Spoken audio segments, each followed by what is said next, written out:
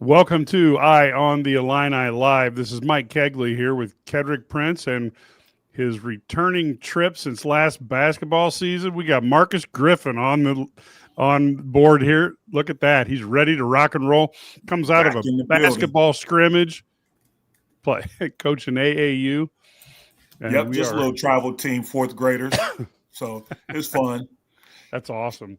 Keeping me crazy. Keeping me crazy because these boys, it's only three in particular: Riker, JJ, and Brody. Those three keep my blood boiling. Yes, the joys of coaching. Oh, There's yeah, nothing like it. So, speaking of the joys of coaching, Mirkovic comes out with 19 points, 14 rebounds. The first Illini freshman to get a double-double since a certain Kofi Coburn. Yes, big time. Yeah, what'd you guys think of Mirkovic? KP, you go first. He's surprising me. When you look at him, and I'm stereotyping, when you look at him, you just don't see. You don't see that, man. You just don't. But that dude is effective, and for the people who may want to chime in and say, yeah, he's doing that, against Sisters of the Poor. I'm telling you, he did the same thing, against Florida in the secret scrimmage. He's just a smart basketball player that knows how to utilize his body, and he can shoot it. He's just a tough matchup. I mean, it's hard to explain. He's just a tough matchup, and it's a nice weapon. Everybody knew what Illinois was going to have coming into the season. They did. But this right here, nobody thought that. I'm going to tell you, nobody in their right mind, and I know a lot was going on in that program. I didn't think that. Marcus? Well, I'm going to double down on everything that you said. When you see him, when he runs up and down the court, he runs awkward. You just don't see it.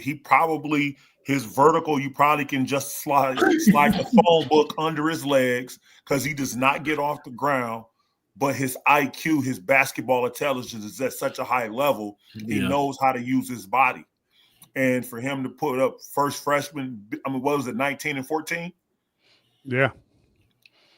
It's just, he's not the most athletic kid on the court. He's never going to be, but he knows how to play. He's a very high IQ player.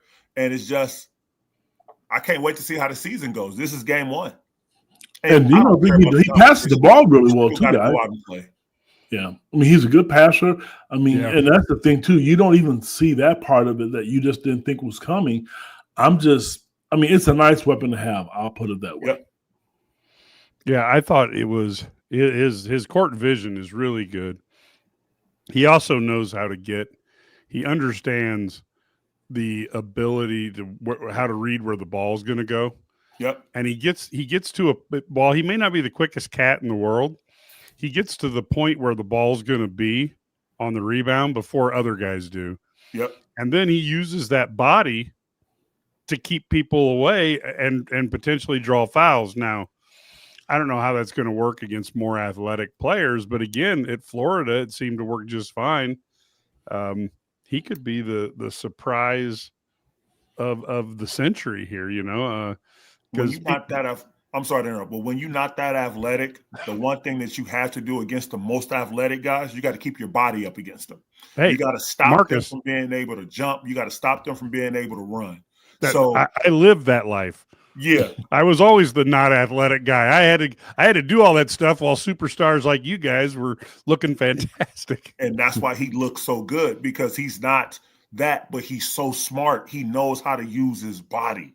Yep. And that's what's going to separate him. Like it takes big guys a long time to learn that, because that is a skill set. That's something that just takes time to get. And to see him getting it, like you said, you saw him y'all saw the scrimmage game, and to see him seeing his first actual, exhibition game, to see him utilizing it so early is very impressive to see. Yeah.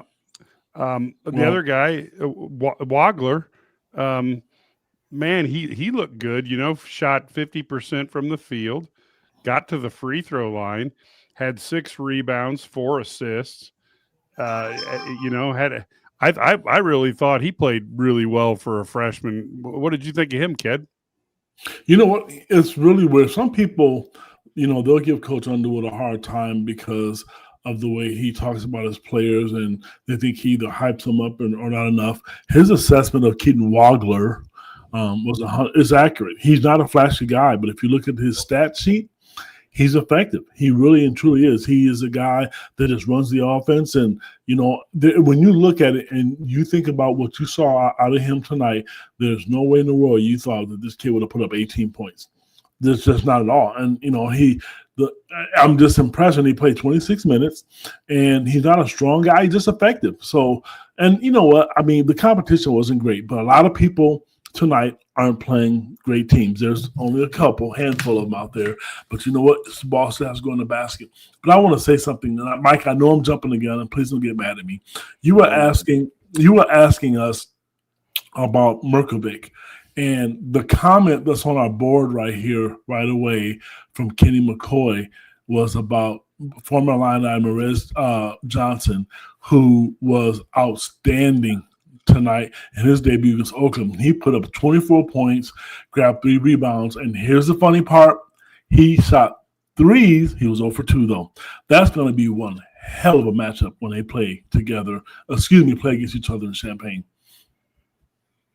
Think they'll guard each other, or you think Morez is going to be playing center?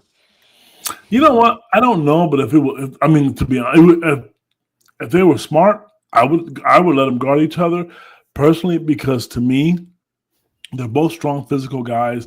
Somebody's going to get in foul trouble. David does a really good job of getting people drawing fouls too, guys. I think he doesn't get credit for that because he's extremely smart at getting to the free throw line. And, tonight he was 3 for 3. And Griff is right, man. I'm just looking at this. 14 rebounds, man, and no one else was even close. He takes rebounds from other people. He took at least 3 rebounds from Tomislav tonight. But to say guarding, I don't think they're going to be able to guard each other because Johnson, he gets up and down the floor. He really gets up and down the floor, and that's going to put a strain on Big Boy because he doesn't move like that. Not at all. Maybe in some sets, maybe because college sets a lot of big-to-big screens, so there could be some half-court switch-offs in situations like that. But just up and down the court, I don't know. I think that'd be a bad matchup on our side, but it's a matchup that I love to see. I don't think Underwood would do it.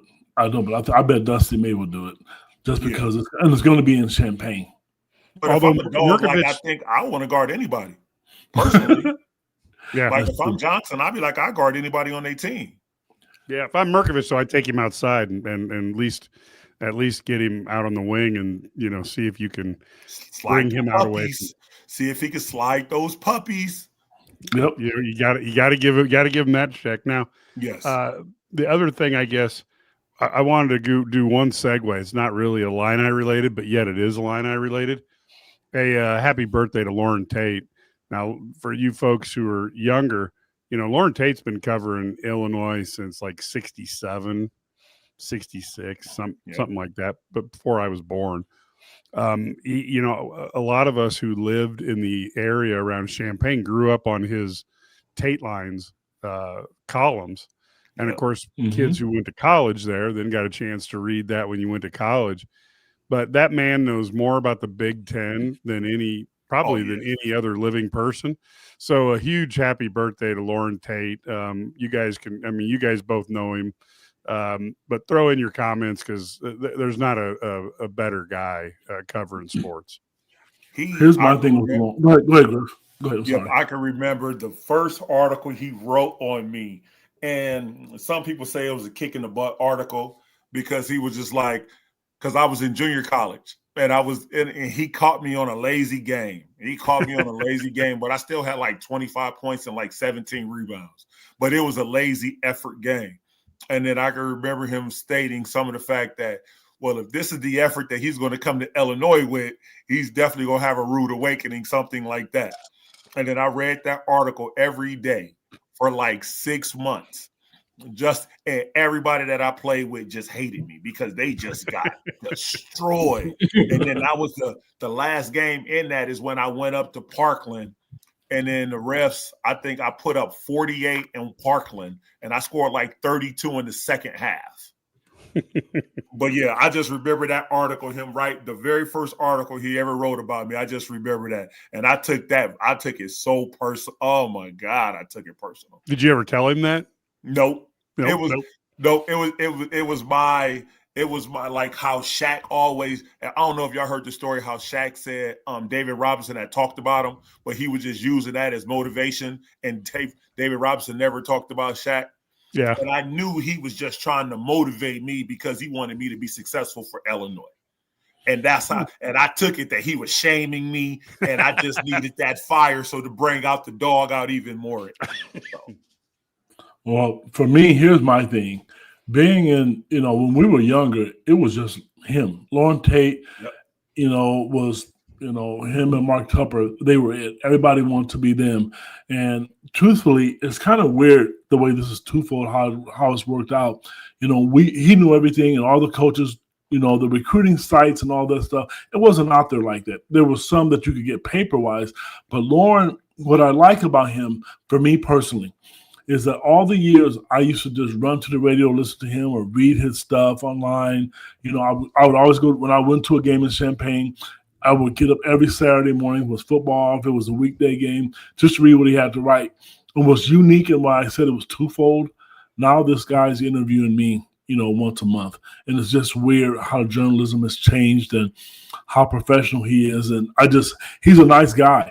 And a lot of people in the country, doesn't matter what school they come from, because Illinois has played them at some point in time, they all remember Lauren Tate. So he's a great guy, and I just respect him. And for me, I'm nobody, but when I go to games, he'll talk to me. He will never walk by me and I speak or shake my hand or ask me a question. I just respect the guy. I think I'm blessed to have an opportunity to be around him. Yeah, and for those of you who enjoy the Illini Guys Sports Spectacular, our weekly radio show that's on over 20 stations across the state of Illinois, the reason that show exists is because when I was a kid, I would have to mow the lawn before I could go in to watch the Illini football games. So I would be up after football practice. We'd get out of football practice about 9 in. I'd be out there mowing as fast as I could so that I could get in the car and head into Champaign. And I would listen to Tate's radio show back then it was with Turpin. And I would always think to myself, why isn't this show around the whole state? And later on, I was able to get the show across the whole state for Brad, Larry, myself, Ked, and Matt. But anyway, that show was the reason why we started the radio thing. And yes, DS, the radio is an old-fashioned thing that old people use. But anyway, if it wasn't for Lauren Tate, I keep thinking about things would be a lot different from all of us Illini fans, because he sat through the 70s, which that was tough. And then he sat through the 2010s, and that was tough. So the man's obviously tougher than nails. But let's get into basketball. I just thought I would do that. A couple other performances that I thought was interesting. I thought Boswell tonight looked at himself as a leader, trying to get other guys involved. I think he probably could have went out there and scored 25 if he wanted to, but it seemed like he was trying to get other guys involved and spread the ball and kind of get the team concept going. Did you guys get that impression, or what were your thoughts on Boswell's performance? I thought he looked bored. I think people he hasn't been challenged yet. You can see he's a better player. He shoots it better. Brad Underwood mentioned the fact that how strong he is. He just looks not. I don't want to use the word disinterested, because that's not it. But he has not been challenged at all. He needs some competition right now, because the game looks too easy for him. The way I look at it. To double down, I hate to not 100% agree with my man KP, but some part of me feels like he is bored, but that's when he got to challenge himself. He got to have his own little things in the games. But when I saw the schedule, I saw this game on the schedule, I was like, everybody can score 20 against, like, not to knock Jackson State or anything like that. But I was like, okay, like, Illinois, go out and do your job. the last 15 minutes of the game, 10 minutes of the game, you're going to have your second and third stringer guys in the game. That was my expectation of the game, and it played out like that tonight. So, but yeah, I think guys just had a solid game today. He could have easily went downhill every time he got a ball screen at the top of the key. They could not keep those guys out of the paint whatsoever. And he was just being the floor general. He was like, I want this guy to eat. He saw him a big boy out there knock down a couple threes. He gonna get him the ball again. So he played a solid, clean game. Yep, a good floor game. I agree. Yep. Yeah, and I guess it's interesting to me. I think that it looks like the players look at him as a leader on the team, and I think they need that. I think at the end of last year, they were a better team when Boswell started to assert himself a little bit. I thought that made a difference. So I was happy with that. Now, Ivicic ends up with 21 points, 4 boards, ended up with a few TOs, but played a strong game. Thoughts on what we got out of Big T? Boy, go ahead, man. Griff, I'll tell you what, that dude can shoot it, but you're right. You want to see that post-up game, and everybody talks about how he can play in the NBA, and maybe I'm not saying we're not missing it, but the thing right now is I like to see that part, and maybe that's not what they're asking him to do. Maybe Davad is going to be that guy who's going to be that little post guy, but dude is just – he looks automatic. Now, he shoots the ball so well, I think it's going to go in every time. And one of the things they mentioned was the fact that he came back he was able to come back this year and have a whole summer. His conditioning's better. And he didn't look tired. He really didn't. I'm not going to be critical of his rebounding. And the reason I'm not going to be critical of his rebounding, like I mentioned, I really think that, Merkovic took some rebounds from him. But if he really wants to, improve his draft stock, and I know Griff is going to say this, get his butt on the block a few times, whether it's get you 6 or 8 points. If you're not going to get points, draw fouls. Because if you can do that and shoot it like that, how do you guard somebody like that? You took the words right out of my mouth. He is – I don't want to see what I saw last year. Like the squad, it looks like they're going to shoot a lot of threes again, but they got the length and the bodies to kill down low. And I just want them to be an inside-outside team, not an outside-inside team. And so when you got multiple 7-footers, somebody that could go to the low post, throw up a jump hook, I don't even care if you don't have to sit down there, but just attempt. Just be down there, hit somebody, and 4 rebounds. I'm not going to jump all on nobody's back for getting 4 rebounds because he did have some of them taken. But when you 4 or 5 inches taller than everybody else, I want you to get more. I'm sorry. I say that to my little 4th grade. Hey, I say that to my 4th grade kids right now. We are the most athletic team. We're the biggest team. I need y'all to rebound like that. I want y'all to get down there, and I want you to rebound that basketball. So, but he had a monster game. His jump shot is almost as good as Brian Cook's, just to say that is looking as good as B. Cook's, but he's looking smooth. He's looking real smooth right now. First game, I didn't see the Florida scrimmage. Maybe you guys have, and it's just he's looking good. Game 1, he's looking really good. Well, what I liked that I didn't see as much last year, in the second half, he got the ball on the left-hand side, did a little head fake, and went took to the 2 basket. dribbles, two dribbles, and then popped it in. And I'm like, man, if he can, now granted, I'd like to see him take it all the way and throw it down, but the bottom line is we know he can catch and shoot. Yep. And if he starts to get that little 1 to 2 dribble and pop one in on top of everything else, somebody's going to overplay a catch and shoot guy. And if he has the ability to make him pay for that, holy cow, he becomes a whole different animal. But like you guys said, it'd be fun to see him do a little bit more in the paint, but it's hard to complain. 9 for 12. Yeah, but I think he did one shot fake, and I think he got all the way to the basket finger roll, didn't he? Yeah. Shot fake, he got all the way to the rim. Yep. I just saw that 2 dribble and pop it up. I'm like, oof, that's what you couldn't get a lot of guys to do is you know what I mean? They can get the ball when they get it passed to them and take it back up, but can they Can they make that little dribble fake and then put it in? And that's a tough one. So I thought that was great. Let's go with. Hold up, I got one other thing to add. Go ahead. So this team is not going to be graded on offense. This team is going to be able to put up points. They didn't even have all their starters. They had people. So how I'm going to grade them is their effort on the glass and their defense. And so that's like it's kind of – I'm not going to pick on him from having a 21, but he needs to be a double guy this season. Okay. He needs to lead the team in rebounding, and the team needs to be very good on the defensive side of the ball because they're going to be able to put up 80 points in their sleep this season. Yep, I can't argue with you there. Now, going down the lineup here, Rickhouse. Oh, look at that, 21 points. Obviously 6 for 11 from the field, 5 for 9 from the 3, 4 for 6 from the free throw line, 5 boards, 2 assists, no turnovers. So obviously engaged life with Adalia McKenzie, the original Illini gal, is treating him well. But I thought it, again, the preseason game, but I thought it was nice to see him come out and have some nice, a nice game to at least build confidence a little bit. He did. And I'll tell you what, I think he's going to have a good year. I really do, because he looks more comfortable.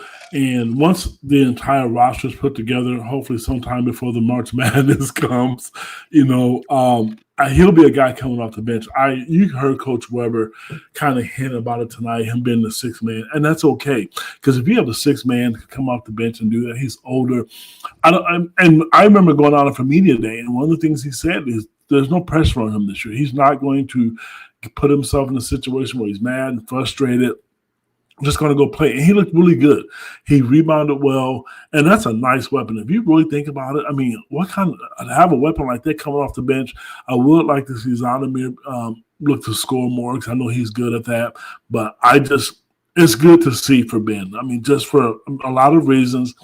A lot of people out there, you only get to read what we write. But if you ever had a chance to talk to that kid, I mean, the kids are always nice, but that kid is just different. He's a really good kid and very well spoken, and he, appreciates everything that he gets. And so what he's getting right now, and I was hard on him last year. I'm not going to sit and say I wasn't. I was really tough on him, but then when he started telling us that his game had to change because what Illinois was asking him to do, I backed off. Now there's no pressure on him. I agree with everything. After how the season ended last year for him, his confidence was probably the lowest it's ever been in his life. And to see him come out in game one and stroke that ball and was shooting it, it seemed like every shot he took, he felt like it looked like it was going in. He believed that it was going in. Confidence is everything, especially for a three-point shooter. It can come and go, but as long as you keep on shooting it like it's going to go in every single time, you be fine. And he came out game one, he had 21 points, 5 rebounds. Is that what he did, right? Yep, he did. He ended up with 21 points, 5 rebounds, 2 assists. Great game one. I want to see when he's not shooting the ball well, can he still be effective on the court? Can he still give me those 5 or 6 rebounds? That's what I want to see. That's the next evolution because the shots are not always going to fall, especially when we saw it last year with the team. The shots are not going to fall. So when they're not falling, can we still get those 5 or 6 rebounds, no turnover games? That's a good statement, Griff. I agree with you because it's not going to – and I'm going to tell you the fans, the 3-ball looks good. And they're a great shooting, 3-point shooting team. But that's not going to happen every night. There's going to be some nights where they're going to have to find other ways to score. Teams that run them off the 3-point line. Yeah, I totally agree with that. I'm running off the line. Yeah. Go ahead, Mike. Yeah, I would do the same thing. What was it? 5 or 6? Was it 5 or 6 guys in double figures? Mike, how many was it? Yeah, you ended up with 6 guys in double figures with Merkovich at 19, Boswell 10, Ivasic 21. Jake Davis had 13. Wagler had 18. Rickhouse 21. Did Jake Davis had 3 threes? He was 3 for 8 from the 3. Yes. Ooh. And I'll tell you the other thing that's kind of interesting that kind of creeps up on you. Didn't really notice it, but Big Z and Jason Jaxtis both had 9 boards apiece. Now, that's something that, again, I realize who they're playing against. Yep. But, you got to hustle your butt to make that stuff happen. Yeah. I'm not going to give them that is my expectation. I'm sorry. I'm not going attaboy, because every game we are 9 times out of 10 the biggest team on the court. Go get the ball. And I understand you got to have effort, but that's my mindset. Like, go get the ball. Like I was just telling one of my kids today, I'm trying to tell him his mindset every rebound. Why? Because I'm a monster on the glass. That's what I tell a 4-year-old kid. And today, when he got subbed into the game, first rebound off. I was so proud of him. He went and snatched that ball off the rim. 4th grader. But that's my mindset. And so with Illinois, with the big guys, that'd be the same thing that I say to them. Great job, but game 1, I expect the same thing in the next game. Yeah, I thought Jake Davis hustled. Like I said, Big Z, I'd like to see him, like you guys talked about, be a little bit more aggressive with the ball, try to score some of those points.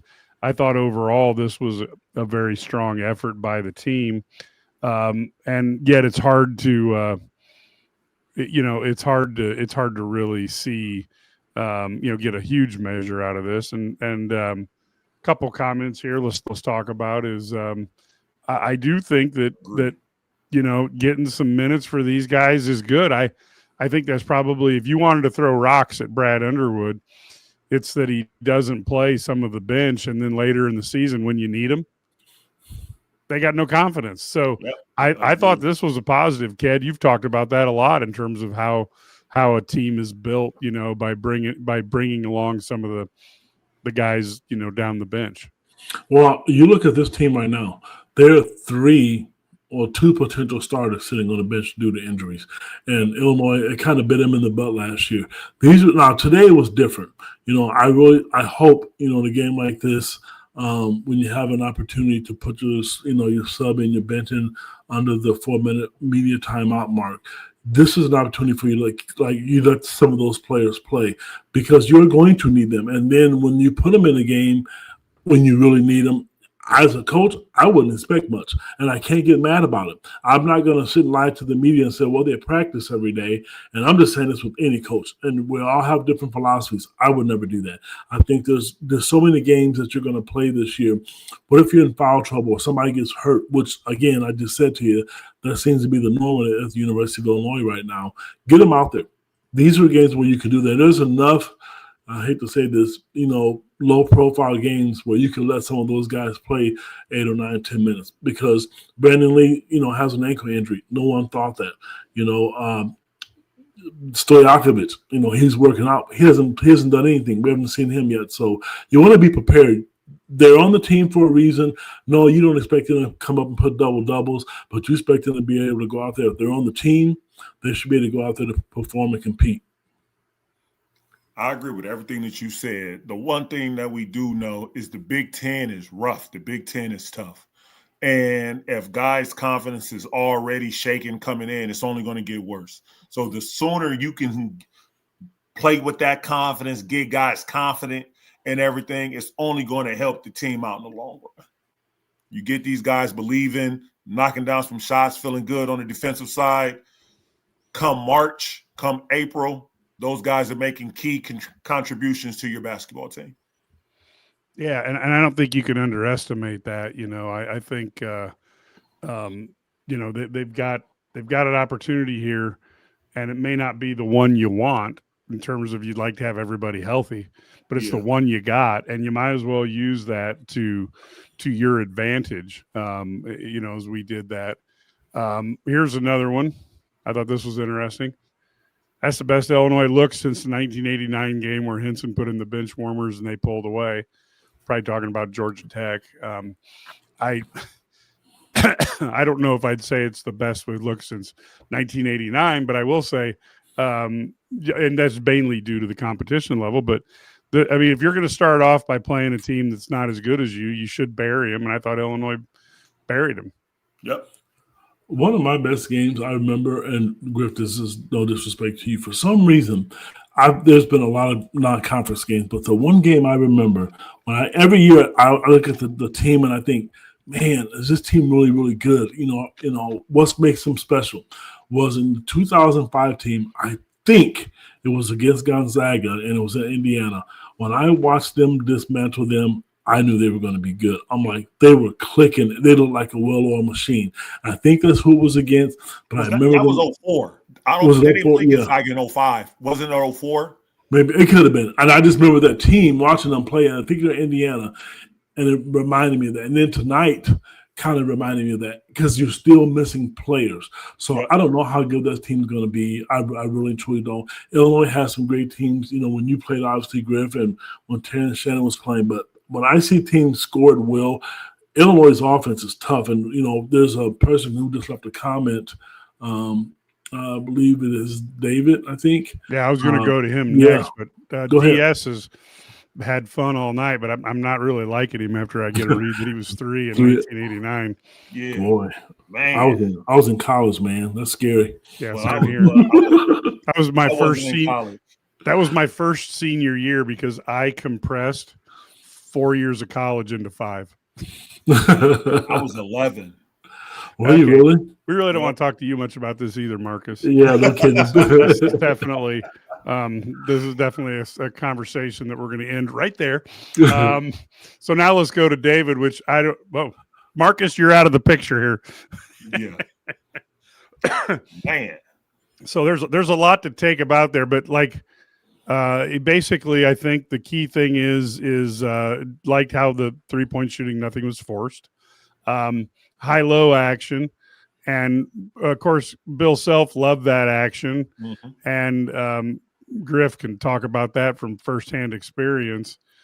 And, would you like to see basically what David's saying is he'd like to see some high-low action. So, Marcus, you played under the man, the myth, the legend. Talk a little bit about that offense and how it might apply here.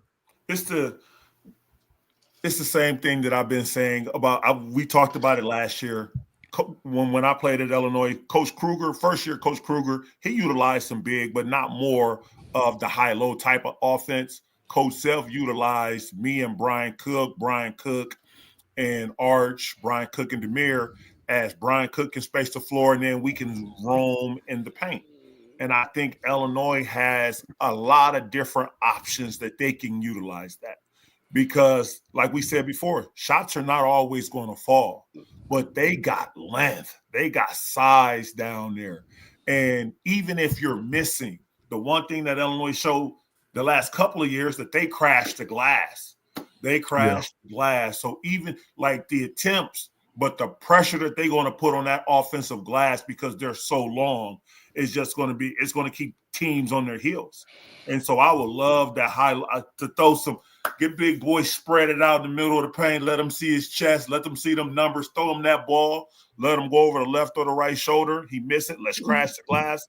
And I would love to see that. Absolutely love to see that, because then when the defense starts to collapse, now you start kicking that ball out to step in, practice three-point shots. Just walking in, practice three-point shots, and those percentages are a lot higher than the ones you coming down and you just shaking up.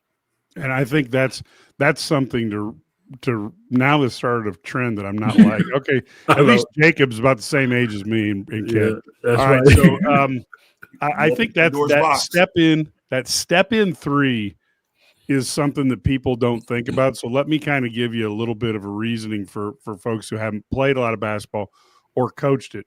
But when you're step in three, that means you're getting the shot or the pass from the inside. Your shoulders are generally square to the basket, so you don't have to do any maneuvering of your body to square yourself up.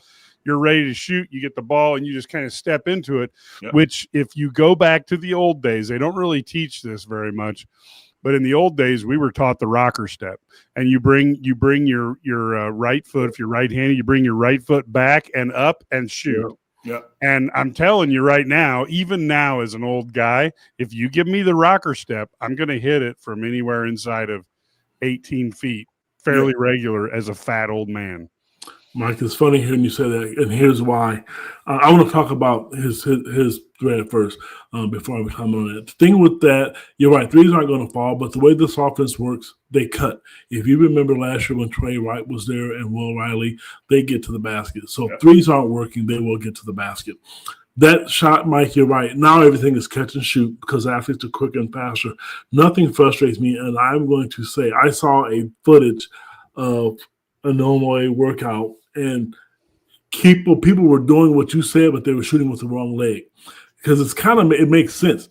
You're right-handed, you step into it with your right leg. If you're left-handed, it's your left leg. And so and it's not taught, but the player that I saw doing it was definitely shooting it with the opposite leg. And then when the player starts shooting with the right, they made like 5 of 7. It makes a big difference if you have the time to do it. But having said that, that's not something that's taught anymore, because if you can't catch and shoot, you're going to struggle. You watch all the great teams, they don't put it on the floor. But if you got time to do it, even like there was times tonight with Jake Davis, I thought, Mike, you mentioned he was 3 for 8. If he would have maybe done a couple of those, his percentage probably would have went up. Yeah. Yeah, and of course, the comment that we're seeing here, I like this comment, is threes, layups, and dunks, and that's those are really your high percentage shots that you're going to win basketball with. Now, one could say if you wanted to change around the spacing of the game and how it's done, you could eliminate the corner threes, which get, especially in the NBA, get a little bit closer, and those guys are so good. But again, the geometry of the game is if you can shoot 40% from the three, you're going to be cooking with gas, getting 3 points for every time somebody gets 2, which is why you see the centers becoming less of a factor in basketball. But I do think as the athletes are just getting better and better, you're going to see them covering more of the court, and then your big men are going to become more important again. I hope we get back to that era. That big man can be actually the defensive anchors that we need them to be. Well, it seems like it's a lost art right now because all the big men right now, they can all shoot threes, man. If you can't, you're not going to play much. Yeah, and you're also going to have to be able to, defend out there, which or you're just like Wembanyama, where you're so tall you can actually block a shot from the wing while you're standing in the lane. That's a freak of nature right there. Yeah, I would not really. Yeah, and then of course, obviously, we're going high-low from big to big. Yeah, and that's when we talk high-low, I guess we're talking generally from big to big. Yes, big to big. They have it. They have the pieces right there. They have the pieces. It will be nice for coach to draw up a play every so often to get one of the other bigs out, and big boy is getting a cross screen from a guard, and he is stepping right in the middle of the paint, going in, diving. Big wants the ball and throwing up some type of jump hook. It would be nice to see because they have the talent, they have the pieces to do that. Well, you have 2 big guys in Tomislav and in Merkovic. They're really good passers, both of those guys. If you look at we haven't talked about this yet, but Colin Boswell was your starting guard tonight. He had 5 assists. The next person in line was Merkovic with 4, Jake Davis had 4, and Wagner had 4. That tells you how good they are. And we've seen how good of a passer Tomislav is. I bet you'll see at some point in time. I did see tonight, though, Zonomir tried to throw it to Tomislav a couple of times. That's a tongue twister. A couple of times. But he forced it, and he threw it away. So he did try it a couple of times. At least looked at it. Yeah, especially when, oh my Lord, like earlier in the season when you guys when the competition is a little, and let's be honest, I ain't gonna say it because I don't want to. So I'm not gonna be disrespectful to Jackson State, But when you got competition like you played today, where Illinois was a clear favorite, those are the times that you get to work on some of those things. Like the players can do it themselves, and not necessarily a coach thing. Hey, you got 5 inches on him. I want you to duck in when I get the ball at the top of the key, and I'm gonna throw it to you. You know what? Let's think about that for a second. We all talked about how big this team is. They were clearly taller. Yeah. And this team, I mean, if you put it in perspective, they literally launched 37 threes tonight. They were 17 for 37. Arguably, they're not the biggest team because I'm telling you, Michigan's big as well. Purdue is big as well. But they are huge, and they launched 37 threes tonight. But they made 46% of them. I'm glad we did not bring that up because I definitely was going to say something about that. But I'm glad Mike did not bring that up today. Say what you want. People want to hear it. No, because it goes back to I said all this last year. I don't like this team is too long. They got too much length. I do not want them dying by the 3. I don't. Yeah. I don't want to see it. I love coaches going to have floor spaced. It's going to be a lot of backdoor cut actions. It's going to be a lot of ISO. When Stojakovic, I can't think of his first name, but when he gets out there, he's going to have a lot of ISO, just like who was the kid a couple of years ago would play with IO off ball. He did a lot of isolation and low post. Trent Frazier, yep. Was it Trent Frazier? No. Was it IO? Oh, my God. My old age is setting in. But a lot of isolation in the mid post. That's what I want to see. And then Marcus Domask. Is that who it is? Somebody just Domask. Thank you, DS. Yep, Marcus Domask. And I want to see stuff like that. Yeah. No, I'm all for it. And as I look at this, I guess, I don't know that we can take anything defensively from what we saw. No. Other than hustle. I don't know. What do you think, Marcus? I mean, you're out there, you're a big-time college athlete. You were out there against small-time college athletes. What did you look at? What did Coach Self, look at as like what was good for you as a player defensively? Do you want me to tell you when I was at practice, when I first heard the score, it was 44-13. Do you want me to tell you what the first thing in my mind I said? What's that? You go ahead. I'm mad at they got 13 points. Yeah. Truthfully, Griff, I'm gonna tell you, but sorry to cut you off. There was a couple of times when I think they hit 40 something. I thought the same thing. I'm like, don't let them score. I mean, I was really thinking, and I'm an offensive minded guy. I was thinking the same thing, buddy. I really was. That's my mindset. That's how that's the dog in me. I'm sorry, but we are Illinois. That's Jackson State. No disrespect to Jackson State, but I'm telling the guys, let's go this 5 minutes. The game start, and I don't want them to score. That's the mindset. We're going to jump this ball before the next TV timeout. Let's keep them at 0. That pays dividend later. Next TV timeout. It does. Because when I look at some of the teams I've watched the last 2 weeks, I've watched a lot of college basketball. They were on non-conference games. And Illinois offensively is as good as a lot of them. Yes. But there are some teams out there, I'm telling you, they make it uncomfortable. Yep. UConn's one. Go back and get on YouTube. They guard. They make life hell for people. So even if it's a team like that, unfortunately, I hate to say it, you're playing Division I basketball. Jackson State got a nice check from the University of Illinois. That's why they played the game.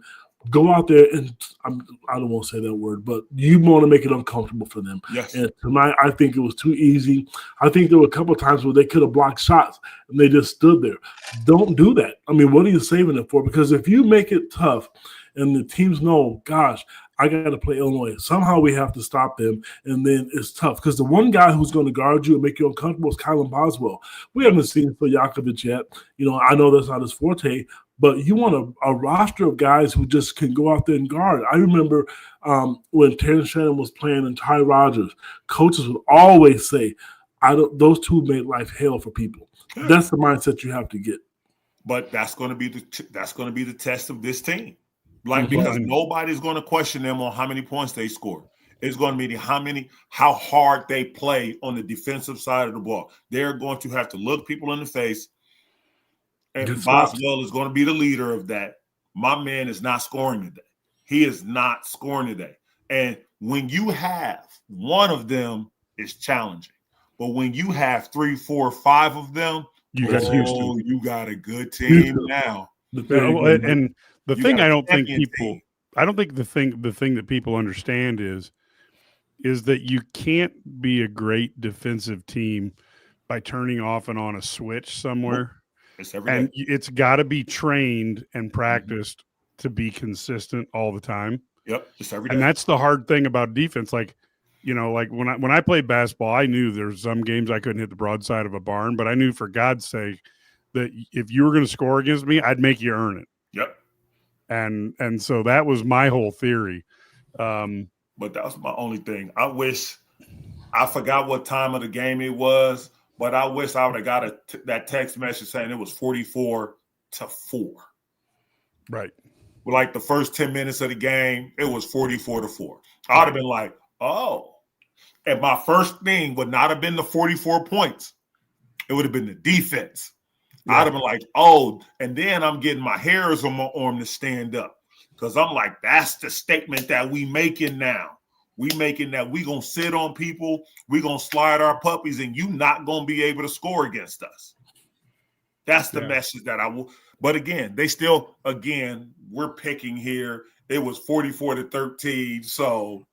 That's true. Well, Nathan, at this point, it was 30-6 at one point. Nathan, you're right.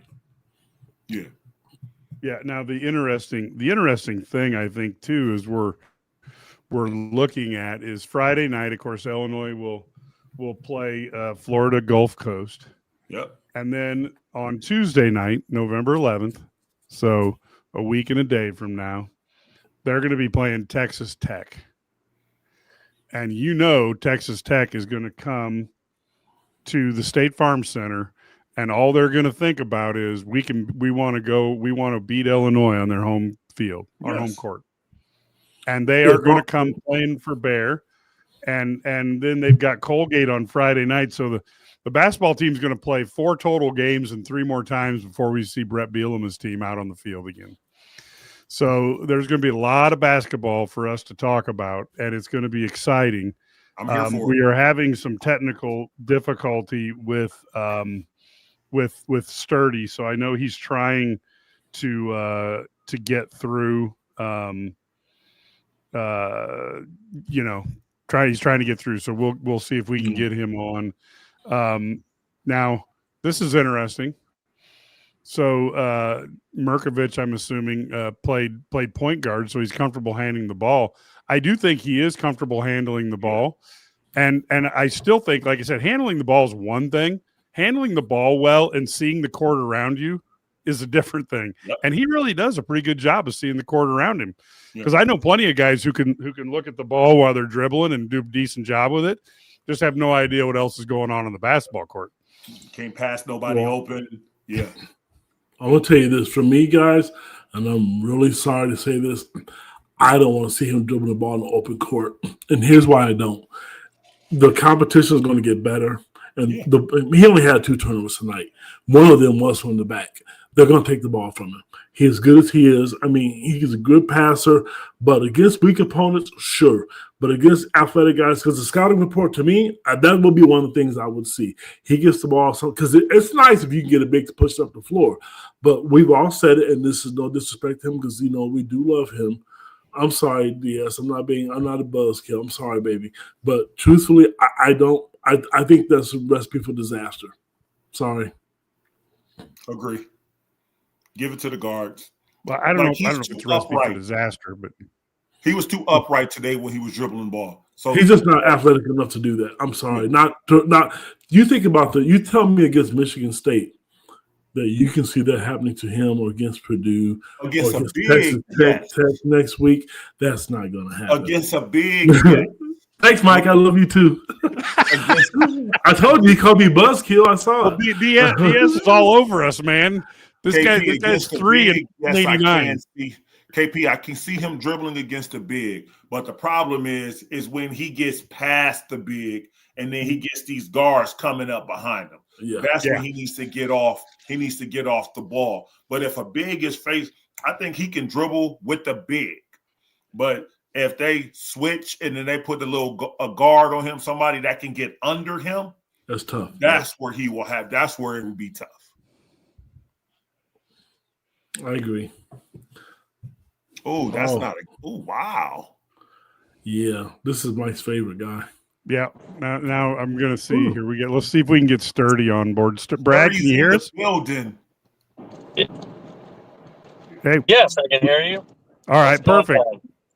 So Brad's going Luke Skywalker here. He's driving. He can't see anything, but he's on the podcast. What are your thoughts, Brad?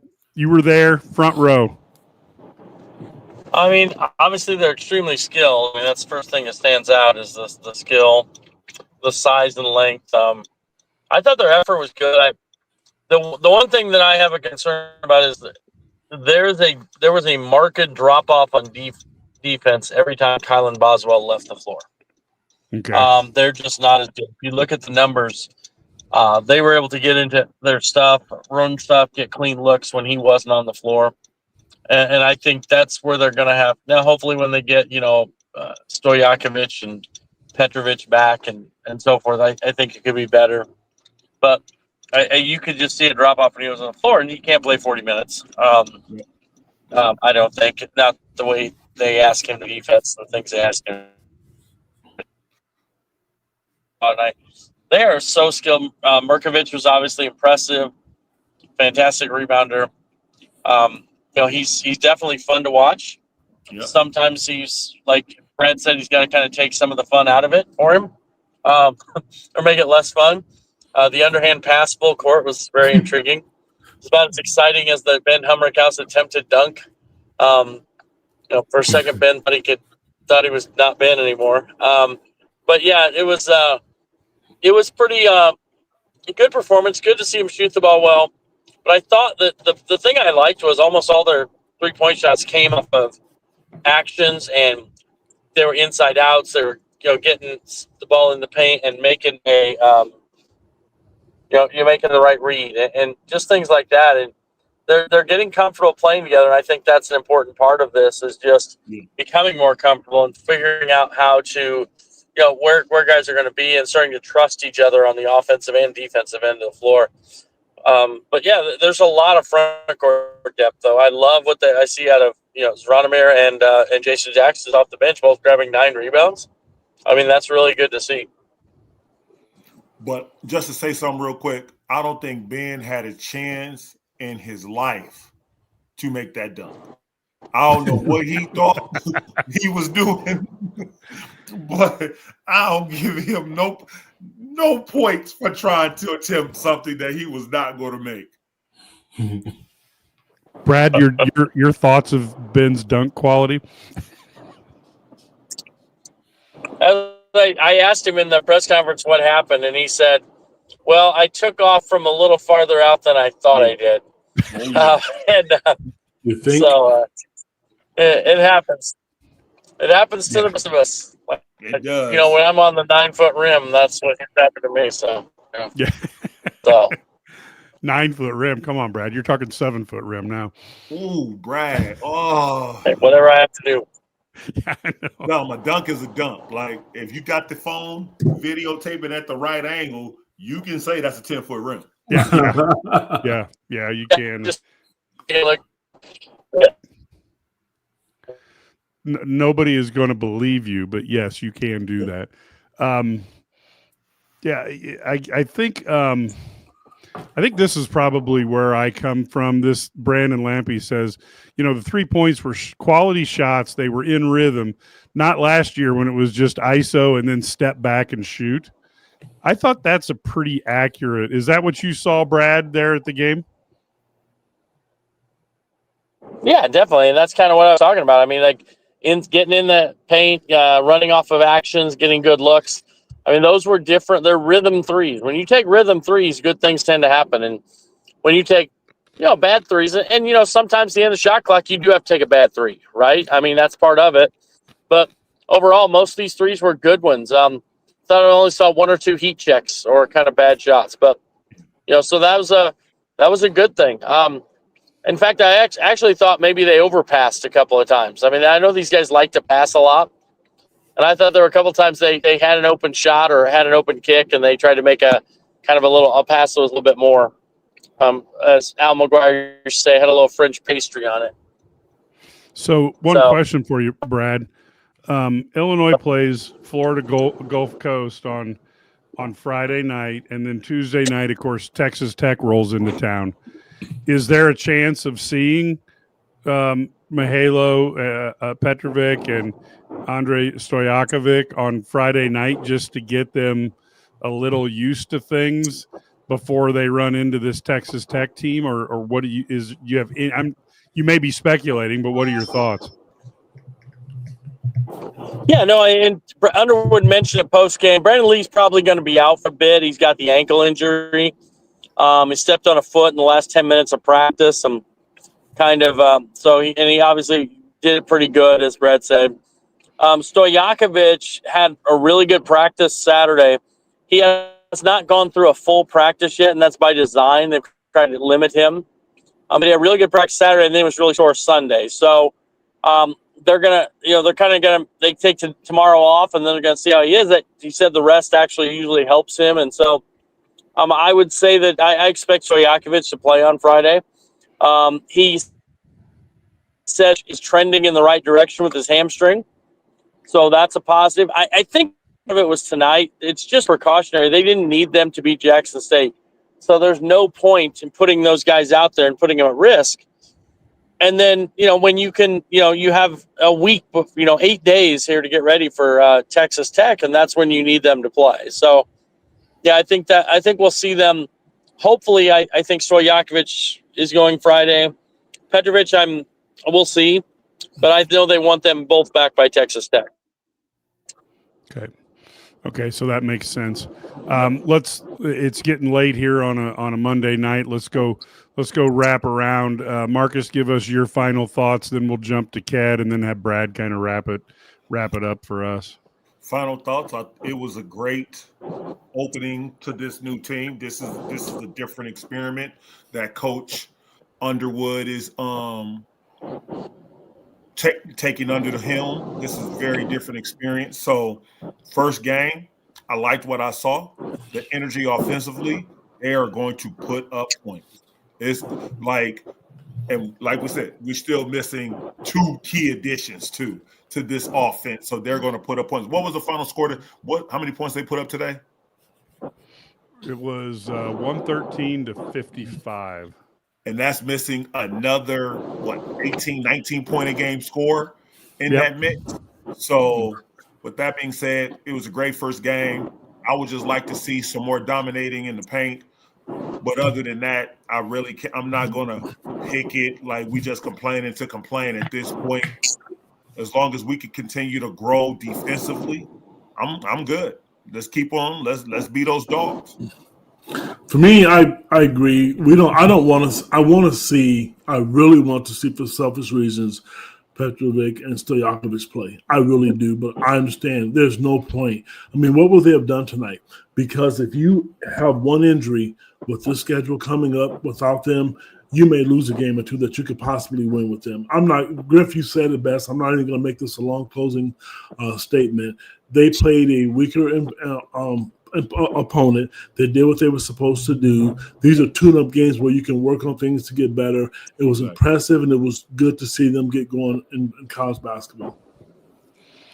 Sturdy, before you go, I want to just say one thing real quick, and this is something that's very close to my heart. Delete Me makes it easy, quick, and safe to remove your personal data online at a time when surveillance and data breaches are common enough to make everybody vulnerable. Your data is a commodity. Anyone on the web can buy your private details. This can lead to identity theft, phishing attempts, and harassment. But now you can protect your privacy with Delete Me.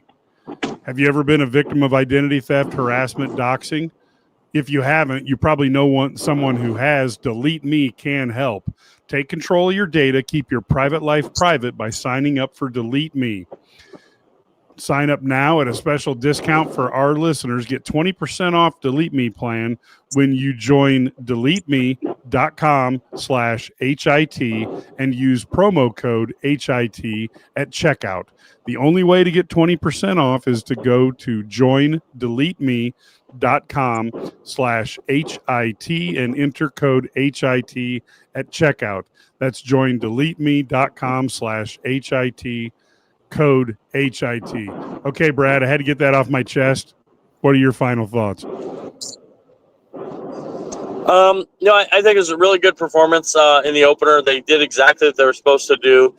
I thought they were even better than I thought they would be. Got the freshmen got their feet wet in a real game. Wagler, first half, it looked like he had a few jitters and a little tentative, and then second half, he's really good. Merkovich just came out and he's balling from the get-go. Just having fun. So it's really good to see that. And, I think that when they get those two guys back, they have a really deep, really talented team. Yep. Can hurt you in a lot of ways offensively and also can be really good defensively with their length and having a guy, at the top in Kylan Boswell who can really do a number on the best player on the other team on the perimeter. So, yeah, very, very excited to see what they do moving forward. Florida Gulf Coast to be a little bit better than Jackson State. And then we kind of progress up to Texas Tech and see how that goes. But, yeah, very, very exciting to see this team and what they can be. They're up to 5th on KenPom after this one. And so I'm not sure that sometimes we don't underrate them a little bit because we see the flaws and that's kind of what we do. And, because we see them every day. But, I mean, when you look at the analytics, they're really highly ranked on both T-Rank and on KenPom. So tells you what they can be when everything starts clicking. Yeah, this looks like it's going to be a heck of a team, folks. We will probably not have a podcast on Friday night. We may do one Saturday just recapping what happened.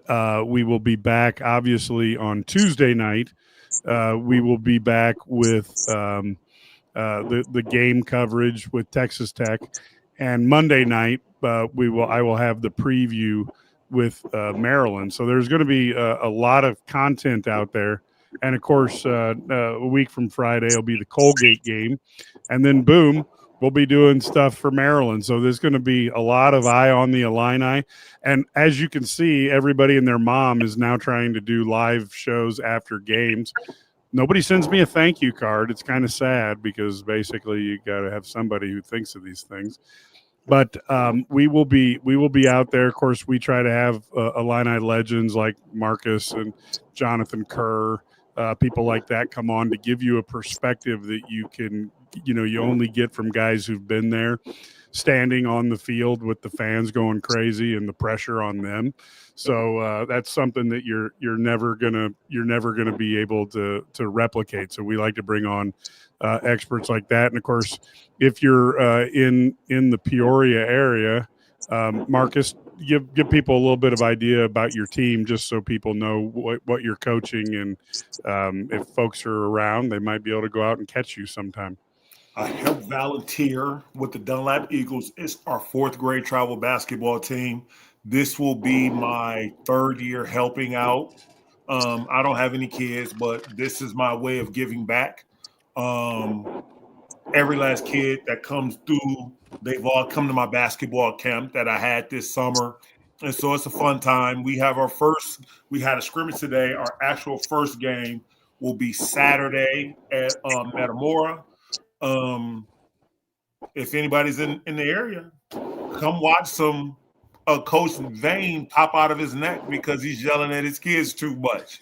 But it's going to be fun. These kids are working hard. They want to get better, and I just can't wait. I can't wait. Saturday can't get here any sooner. And if you got a link, is there a link to your team anywhere, Marcus, that you can drop in the comments? You guys have a website or not? No. Okay. No. All right, that's something to get other coaches working on. You're coaching the basketball.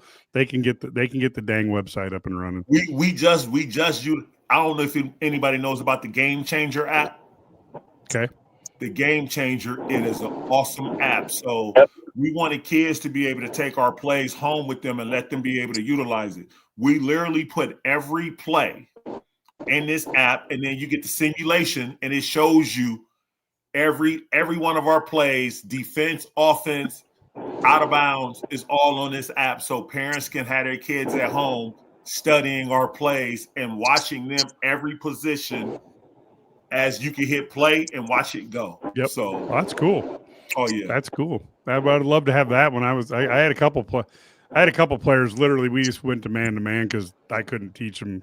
Oh yes, we have those, like, but thank God they can still study. Yeah, exactly. So it was pretty much like, hey, you know what, dude, you got number 23 until he goes out of the game, and then that made it really nice. I've been there. And then real quick, St. Dominic's Rosary. Yeah, we need Morez. Look, man, I don't think there's anybody who has anything negative to say about Morez. We all loved him. Unfortunately, there are some times when issues come up and family gets involved that things change. You know what? We're not going to say anything bad about Morez.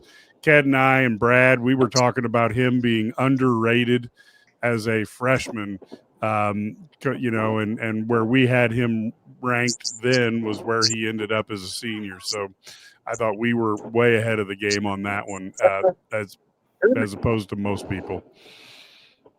Try to see if there's anything else that comes out. Yeah, and I think we've got the Balkan invasion. I thought Mihajlo Petrovic, you know, when he gives somebody the side eye on the bench, they got to be worried. Like, are my relatives going to start disappearing? I keep thinking of some of these guys from some of the movies. You know, you got the Eastern European bad guys, and he's got that steely look. So I think it's going to be fun to see him when he gets out on the court. People are going to be impressed by his quickness and ability to handle the ball. It should be a lot of fun. And then, like I said, we like Morez, so I don't have a problem. I don't like to see him in a Wolverines thing, but life is what it is. And then I think that's all. So, folks, until next time, go Illini.